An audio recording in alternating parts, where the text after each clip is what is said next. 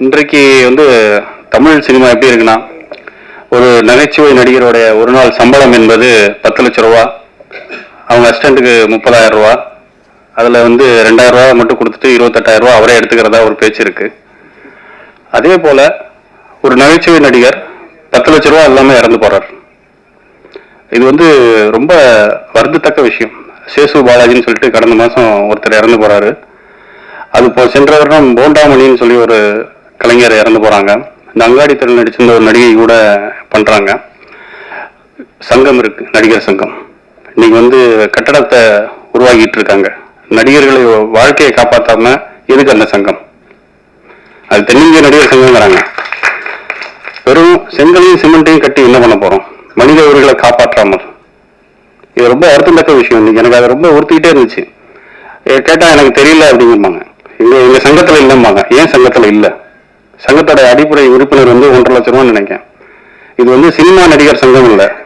புரட்சி தலைவர் எம்ஜிஆர் அவர்களும் சிவாஜி அவர்களும் இந்த சங்கத்தை ஆரம்பிச்சப்போ தென்னிந்திய சினிமா நடிகர் சங்கம் ஏன் வைக்கலன்னா, அங்க நிறைய நாடக நடிகர்கள் இருந்தாங்க, இன்னும் இருக்காங்க மதுரையில, புதுக்கோட்டையில. நமக்கு தெரிஞ்ச சேசு பாலாஜி, போண்டாமணி போன்றவர்கள் இறந்துகிட்டு இருக்காங்க. தெரியாம மதுரையிலையும் புதுக்கோட்டையிலையும் இன்னும் எத்தனையோ துணை நடிகர்கள், கதாபாத்திர நடிகர்கள் ஒரு மருத்துவ செலவுக்கு இல்லாம இறக்கும் போது ஒட்டுமொத்த தமிழ் சினிமாவே ஒரு சமூகம் கேள்வி பேசுது.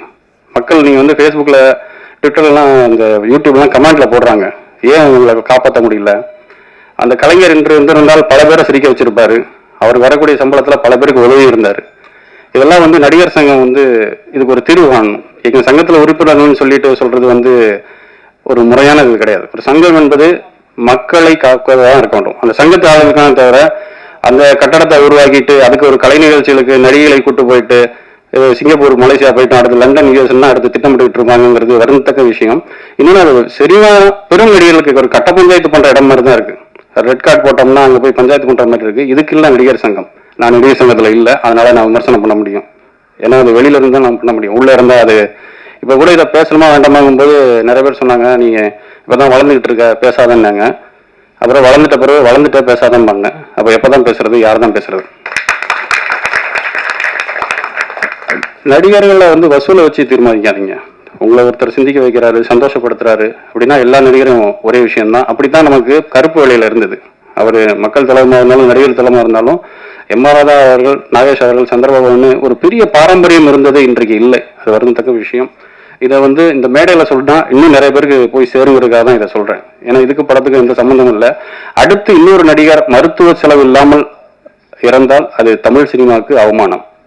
அதை சம்பந்தப்பட்டவர்கள் தலையிட்டு அதுக்காக ஒரு தீர்மானம் ஏற்படுத்தணும்.